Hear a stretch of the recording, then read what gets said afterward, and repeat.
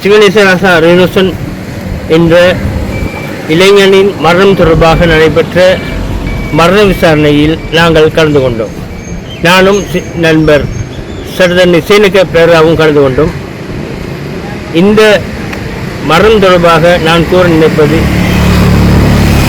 கடந்த 2025ஆம் ஆண்டு மார்கழி மாதம் 7ஆம் தேதி கொல்லப்பட்டார். அந்த ரினோஷனின் மரணம் தொடர்பாக நாம் போலீசாரையே சந்தேகப்படுகின்றோம். அதாவது இந்த குடும்பத்தினர் போலீசார் மீது சந்தேகம் கொண்டுள்ளார்கள்.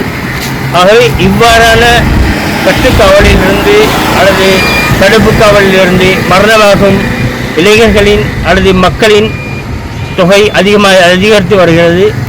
இது கடந்த ஆட்சி காலங்களிலும் நடைபெற்றது, இன்றைய ஆட்சி காலங்களிலும் நடைபெறுகிறது. இதில் ஒரு மாற்றம் வேண்டும், மக்களுக்கு விழிப்புணர்வு வேண்டும். இவ்வாறான விடயங்களை நாம் தொடர்ந்து அனுமதிக்க முடியாது. இதற்காக மக்களும் விழிப்புடன் செயல்பட வேண்டும். சட்டத்தரணிகளாகிய நாங்கள் முழு ஒத்துழைப்புடன் இந்த மனித உரிமை மீறலை தடுப்பதற்கு எமது முழு ஒத்துழைப்பும் வழங்குவோம். நன்றி. இன்றைய வழக்கில் என்ன கூறப்பட்டது? இன்றைய வழக்கிலே இன்று தற்காலிக நீதிவான் இருப்பதால் எனது இந்த மரணத்தில் பெற்றோர்களுக்கு சந்தேகம் இருப்பதாக நான் அறிவித்தேன். ஆகவே அறிவித்து இதை பதிவு செய்யுமாறும் கௌரவ நீதிவான் அவர்களிடம் வேண்டுகோள் விடுத்தேன். ஆனால் கௌரவ நீதிவான் அவர்கள் இன்றைய தினம் தான் தற்காலிகமான ஒரு நீதிவான் என்ற முறையிலே பதிவு செய்வதற்கான ஏற்பாடுகள் இல்லை என்றும் எங்களுக்கு வசதியான ஒரு தினத்தையும் அறிவிக்கும்படியும் கேட்டுக்கொண்டார்.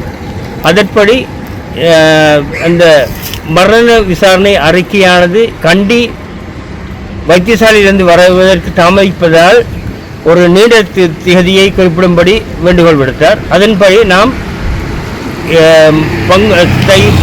மாசி மாதம் 27ஆம் திகதியை நாங்கள் குறிப்பிட்டோம். அந்த திகதியில் மீண்டும் இந்த விசாரணை தொடர்ந்து நடைபெறும்.